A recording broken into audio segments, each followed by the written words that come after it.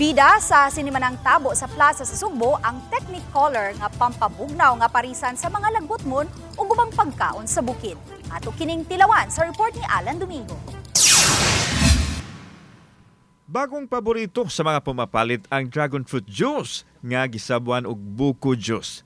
Refreshing alang ni adtong nakatilaw tungod sa kombinasyon sa butong ug dragon.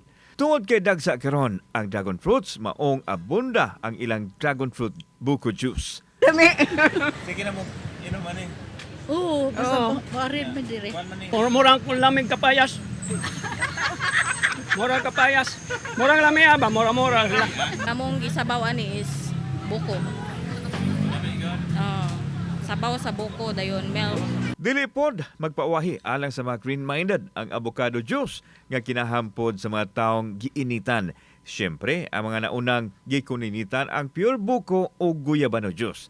Aron dili mapasmo kuno nga moinom og bugnaw parisan kani og lagutmon.